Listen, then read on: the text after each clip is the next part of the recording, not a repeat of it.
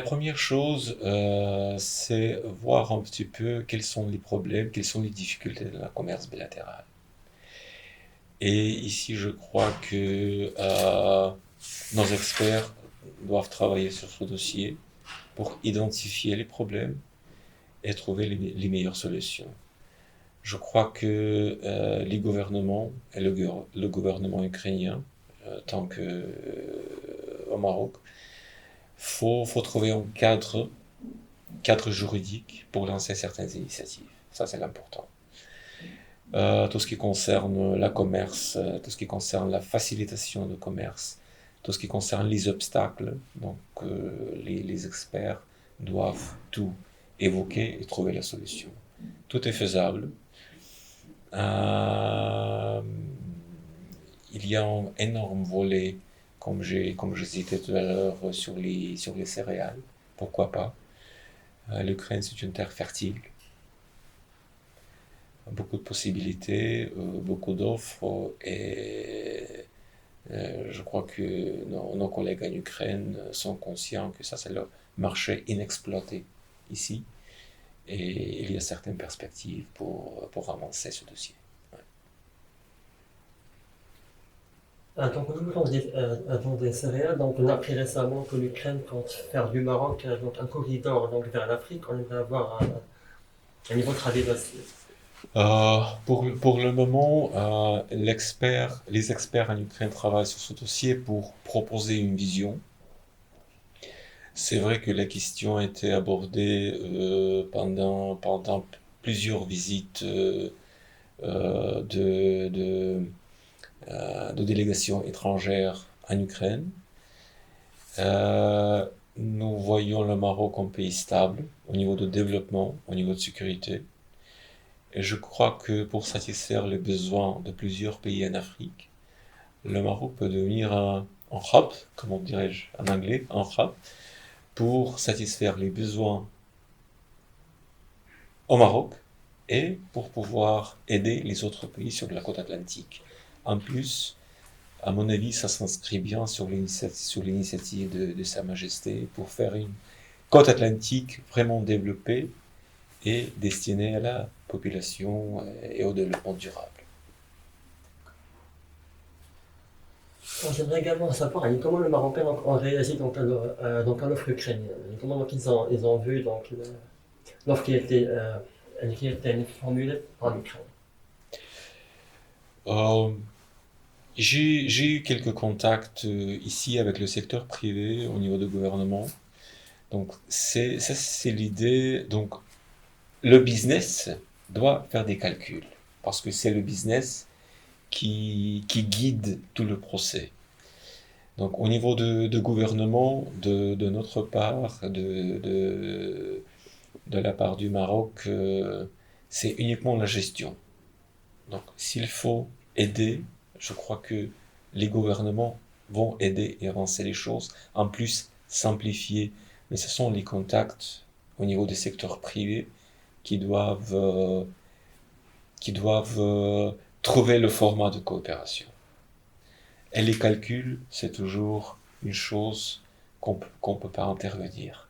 Donc, ce sont les règles générales. Je peux pas dire que c'est une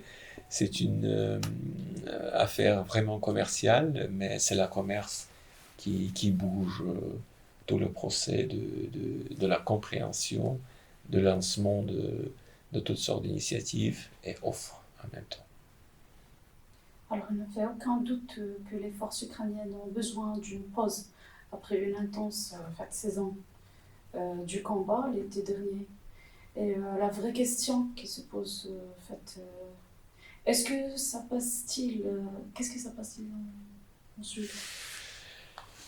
Après, bien sûr, un an de défense active, dans quelle mesure l'Ukraine pourra-t-elle reprendre des opérations offensives à grande échelle en 2025?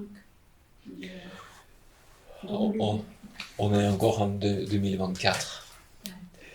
Pour 2025, vous voyez la situation actuelle comme elle est. L'Ukraine résiste toujours et a un soutien énorme politique, économique, militaire.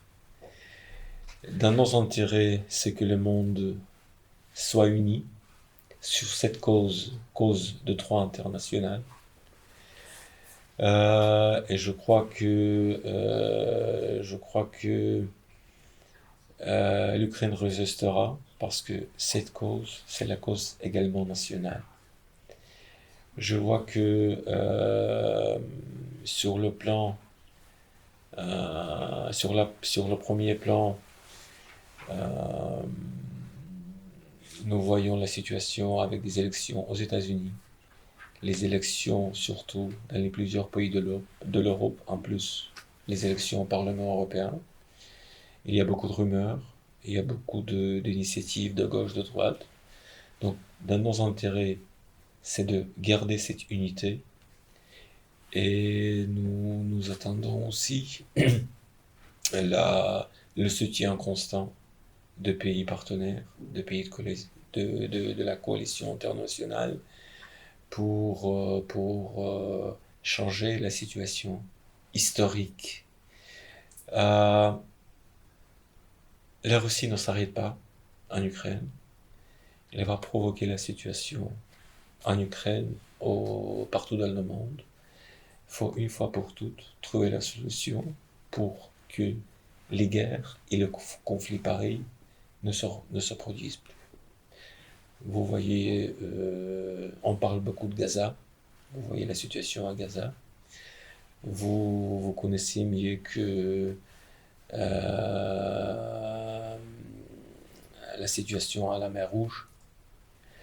Donc, tout est fait pour détériorer la situation partout dans le monde, pour montrer que une personne peut changer l'ordre international, l'agenda sécuritaire et diviser le monde sud, est, nord, nord-ouest, etc. Donc ici, c'est la diplomatie, mais la diplomatie surtout, c'est le champ de bataille. Depuis qu'on résiste, on va répondre, et on répond par, par la force, tout d'abord, de droit international, et la deuxième, c'est pour la cause nationale. On est encore en 24, la guerre ne peut pas durer éternellement, chacun doit avoir la pause et les conditions de la paix. Nous avons créé un format qui s'appelle le formule de paix, qui a été proposé par le président ukrainien et reçu en soutien de la coalition internationale.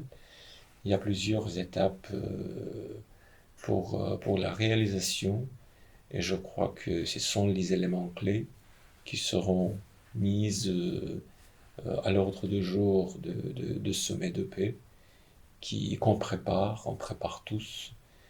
Et je crois que ce sont ça c'est la base de négociation, comment le monde voit la paix juste et durable. Quel est votre avis sur la guerre actuellement, donc au niveau du front, le Donbass? Donc la Russie a pris donc Avdiivka récemment. Donc est-ce que vous êtes inquiet donc de voir les Russes prendre un peu donc de l'avance au niveau du champ de bataille? Euh, Actuellement, ce n'est pas la guerre classique. C'est la guerre surtout politique, la guerre de idéologie, la guerre de stratégie et de désinformation. Euh, Tout ce qui s'est passé en Avdiivka, c'est-à-dire que l'armée de Poutine, avant les élections en Russie, il souhaite avoir quelques victoires pour montrer à sa population que son potentiel et son armée est capable de le faire. Nous souhaitons euh, Je dirais plutôt, nous souhaitons garder notre armée unie. Et c'était, si vous voulez, un point tactique, sauver les soldats ukrainiens pour éviter les pertes. Vous avez probablement vu dans la presse, et l'état-major a constaté que les pertes de la part de la Russie étaient vraiment énormes 300 pour 000, cette je pense. lutte. 350 000 soldats, je pense.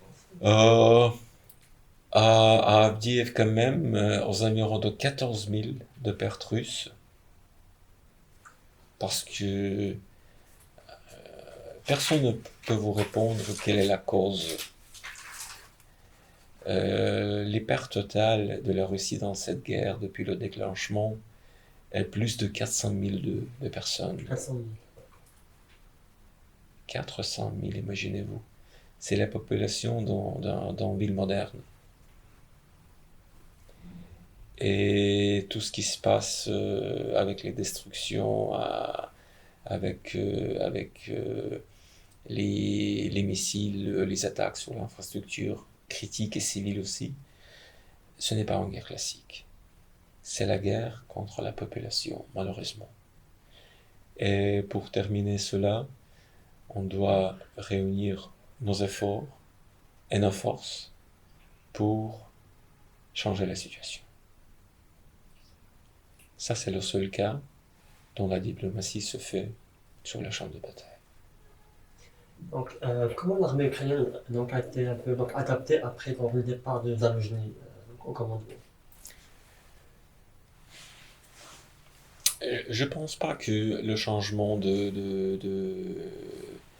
commandement va changer la situation dans le champ de bataille. Nous avons le but de d'abord terminer la guerre dans les frontières de l'Ukraine depuis son indépendance en 1991. La deuxième chose, c'est que nous souhaitons de voir,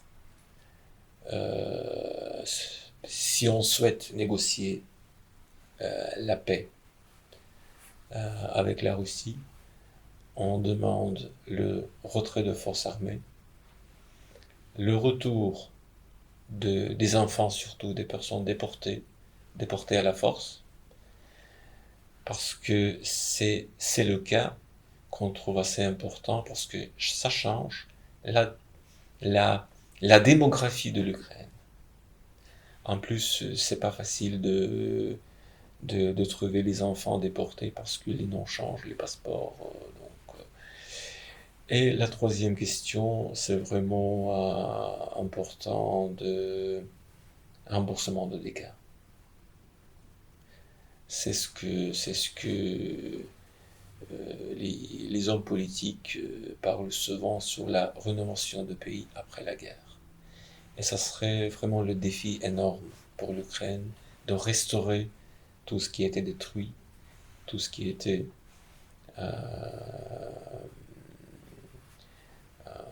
aménagé en Russie. Voilà, donc on doit trouver quand même le modèle de comportement après la guerre. Donc, le point principal, terminer la guerre. Personne ne souhaite la fin de la guerre que l'Ukraine.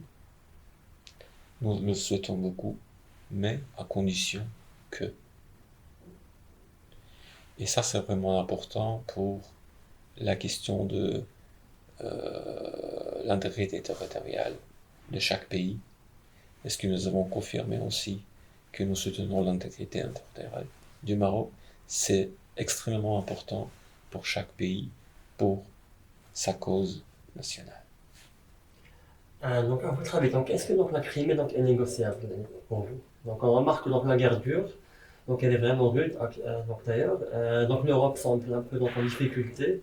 Elle a du mal donc, à livrer des armes donc, à l'Ukraine donc, à long terme. Les Américains sont aussi donc, imprévisibles. Est-ce que vous pensez que donc, la Crimée serait donc un enjeu de négociation au cas où donc, il y aurait donc, donc, discussions donc, prochainement? Vous voyez, les frontières de l'Ukraine, était reconnu même par la Russie en 1991. Ah, alors quelle surprise, quelle discussion.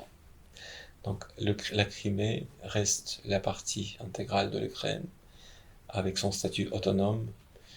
J'ai cité tout à l'heure que pour nous, le plan d'autonomie de Maroc ne pose pas aucun problème parce que nous le voyons dans le même format que l'autonomie de la République de Crimée. C'est le même principe de fonctionnement d'État dans le cadre d'un système national. Donc, pour nous, l'existence de l'autonomie ou la promotion de l'autonomie pose pas de problème parce que l'autonomie existe en Ukraine. Pas maintenant, mais ça existait. Et après la guerre. Et après la guerre, j'espère que nous allons retourner la Crimée et nous allons rétablir les frontières et la situation à Crimée. Il faut vraiment apprendre ceux qui souhaitent rester en Crimée, les personnes civiles.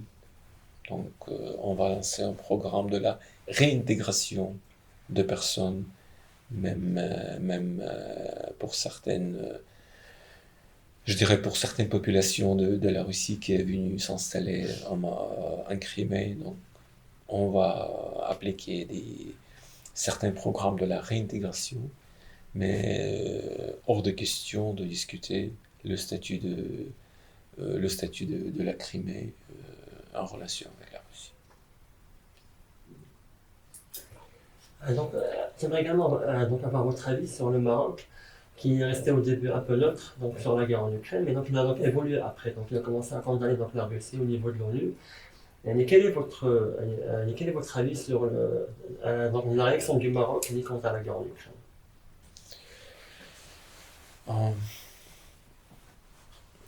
Mais pour cette raison, la diplomatie existe.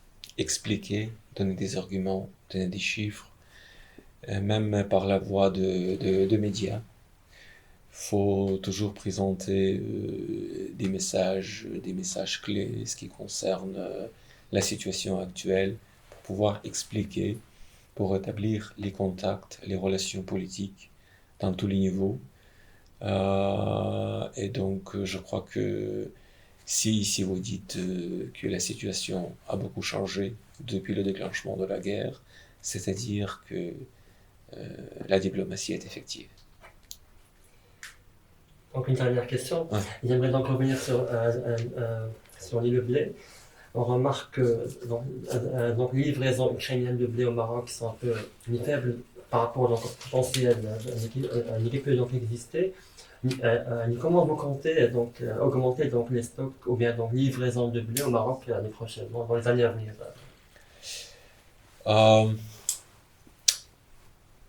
La situation sécuritaire à la mer Noire s'améliore petit à petit. Vu que la Russie ne fait plus partie de corridors maritimes, d'une convention tripartite qui était établie à l'époque, nous allons établir un corridor alternatif. Et c'est ça qui donne plus d'espoir pour pouvoir exporter les céréales dans les pays du monde.